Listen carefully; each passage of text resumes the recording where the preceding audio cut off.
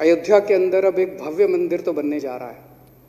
मैं दिल्ली के लोगों को, दिल्ली के हमारे सारे बुजुर्गों को कहना चाहता हूँ कि एक बारी मंदिर बन जाए, आप सबको अयोध्या के फ्री में दर्शन करें। प्रभु श्री राम हम सबके आराध्य हैं। मैं व्यक्तिगत तौर पे हनुमान जी का भक्त हूँ। हनुमान जी रामचंद्र जी के भक्त हैं, तो उस नाते मैं हनुमान जी और श्री रामचंद्र जी दोनों का भक्त हूँ। प्रभु श्री राम अयोध्या के राजा थे। उनके शासनकाल में कहते हैं कि सब कुछ बहुत अच्छा था, सब लोग सुखी थे, किसी को किसी प्रकार का दुख नहीं था, हर तरह की सुविधा थी। उसे राम राज्य कहा गया। राम राज्य एक अवधारणा है। रामचंद्र जी भगवान थे, हम उनके सामने एक तुच्छ प्राणी हैं, हम इंसान हैं, हम तो कंपेयर भी नहीं कर सकते। लेकिन उनसे प्रेरणा लेके हम अगर उनके राम राज्य की अवधारणा के रास्ते पे चल के अगर एक जेन्युइन कोशिश, सार्थक कोशिश भी कर सकें, तो मैं समझता हूं हमारा जीवन धन्य हो जाएगा। और इस सदन के अंदर बैठे सभी, इस सदन का भी एक तरह से सार्थक वो हो जाएगा। तो उन्हीं से प्रेरणा लेके, प्रभु श्री राम से प्रेरणा लेके और उनकी राम राज्य की अवधारणा को दिल्ली के अंदर पूरी साफ सुथरी नीयत से लागू करने के लिए पिछले 6 साल से हम प्रयासरत हैं। और हमने एक तरह से 10 अपने मुख्य बिंदु बनाए हैं, 10 प्रिंसिपल्स बनाए हैं राम राज्य की अवधारणा से प्रेरणा लेके। उसमें सबसे पहला बिंदु है कि दिल्ली के अंदर कोई भूखा नहीं सोना चाहिए।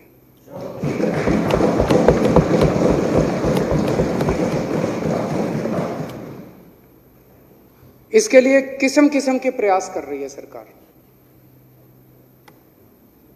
नॉर्मल जिंदगी में भी नहीं सोना चाहिए, जब शांति हो रही है और कोई अगर महामारी आ जाए, कोई कुछ हो जाए, तब भी कोई भूखा नहीं होना चाहिए।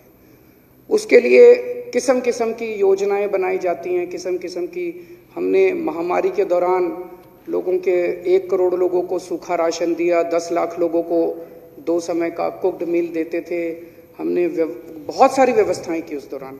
और अब ये जो door step delivery of ration है, जब घर घर लोगों को राशन पहुंचाएंगे, ये भी उसी दिशा के अंदर है कि हमारी दिल्ली के अंदर कोई भी व्यक्ति भूखा नहीं सोना चाहिए। दूसरी, हर बच्चे को, चाहे वो गरीब का बच्चा हो, कितना ही गरीब का बच्चा क्यों ना हो, चाहे भिखारी का बच्चा भी क्यों ना हो, उसको शिक्षा मिलनी चाहिए, अच्छी शिक्षा मिलनी चाहिए।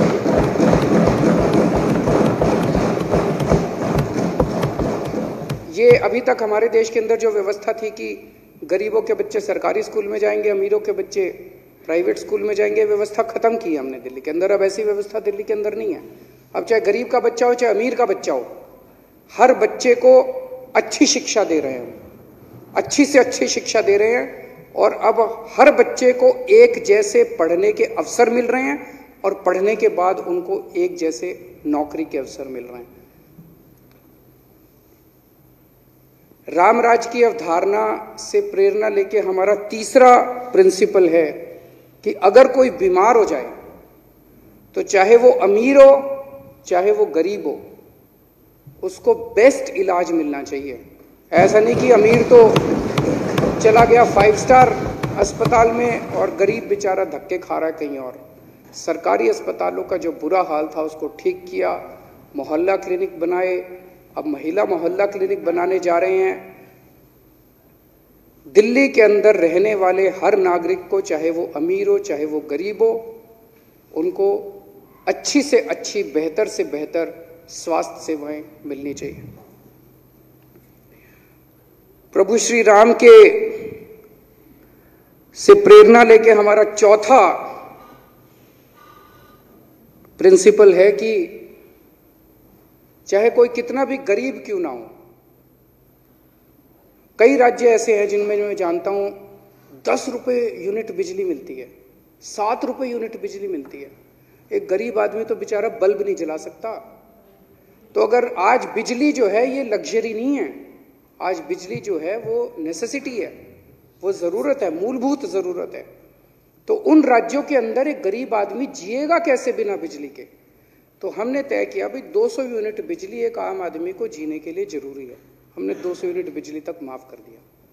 तो आज दिल्ली दुनिया का, देश का नहीं, दुनिया का अकेला राज्य है, दुनिया का अकेला शहर है जहां पे लोगों को 24 घंटे बिजली मिलती है, फ्री में बिजली मिलती है। गरीबों को भी मिलती है, अमीरों को भी मिलती है। उसी तरह से 5वां हमारा सिद्धांत है पानी। आजकल इन्होंने पानी इतना महंगा कर दिया, बताओ, कि पहले जमाने में कहते थे पानी पिलाने का पुण्य होता है, आजकल पानी पिलाने के लिए सरकारें पैसे लेती हैं कि पैसे दो, पानी नहीं तो पानी नहीं देंगे। अब जिसके पास, गरीब के पास पैसा नहीं है वो पानी नहीं पिएगा? पानी तो पिएगा। तुम नहीं दोगे तो चोरी करके पिएगा, फिर उसको पकड़ के जेल में डालोगे तुम। तो ये तो सही नहीं है। तो हमने प्रिंसिपल बनाया, हमारा 5वां प्रिंसिपल है कि पानी मिलना चाहिए, चाहे गरीब हो चाहे अमीर हो, 20,000 लीटर तक पानी। 5वां है रोजगार। रामराज की अवधारणा के अंदर 5वां हमने सिद्धांत बनाया है कि रोजगार, हर हाथ को काम मिलना चाहिए।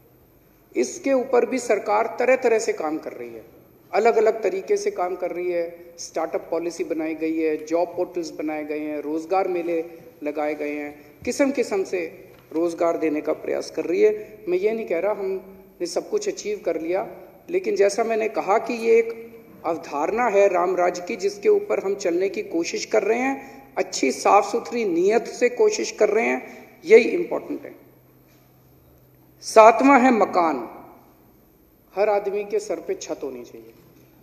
इसके लिए हमारी सरकार पूरी कोशिश कर रही है, खासकर गरीब लोगों के, जो झुग्गी झोंपड़ी में रह रहे हैं, जो आज बड़ी कठिन परिस्थितियों के अंदर रह रहे हैं, जो हम नहीं कह सकते कि इज्जत, वो पूरा जो एनवायरनमेंट है, जो माहौल है, वो अच्छा माहौल नहीं है। तो हम चाहते हैं कि उनको इज्जत का माहौल मिले। उनके लिए पक्के मकान बना के दिए जा रहे हैं, कई जगह मकान बन गए हैं और कई जगह मकान बना के दिए जा रहे हैं। 8वां सिद्धांत है महिलाओं की सुरक्षा।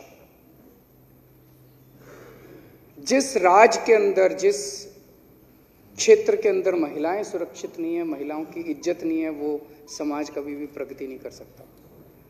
मैं समझता हूं कि पुलिस हमारे अंडर में नहीं है, लेकिन इसका रोना रोने से कोई फायदा नहीं है।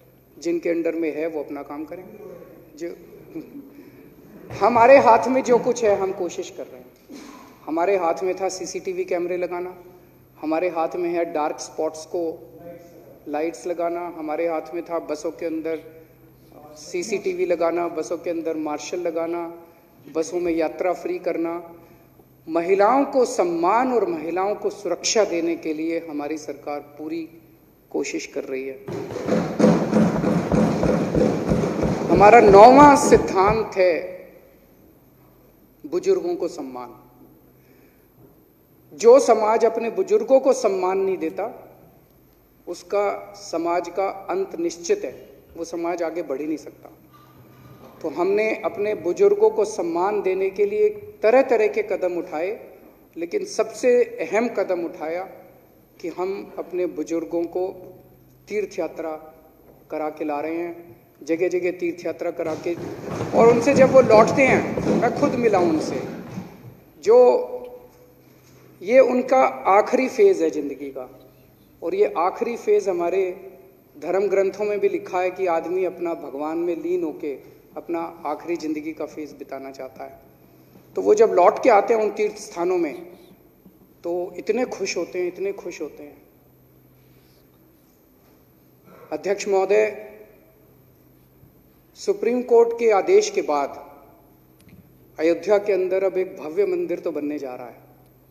मैं दिल्ली के लोगों को, दिल्ली के हमारे सारे बुजुर्गों को कहना चाहता हूँ कि एक बारी मंदिर बन जाए, आप सबको अयोध्या के फ्री में दर्शन करते हैं।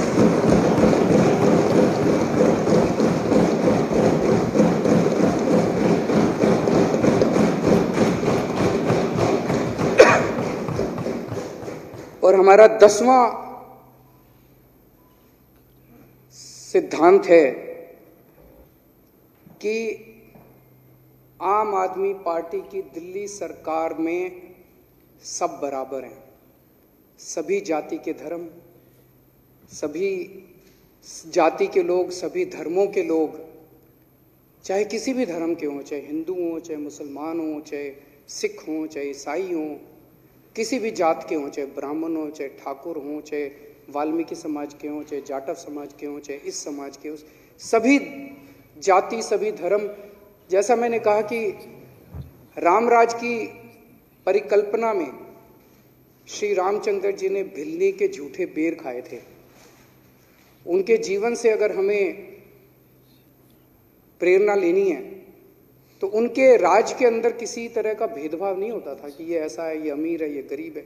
सबको बराबर तरीके से भाईचारे के साथ सब लोग रहें, शांतिपूर्वक सब लोग रहें, शांतिपूर्वक अपना निर्वाह करें, ऐसी हमारी पूरी कोशिश रहती है।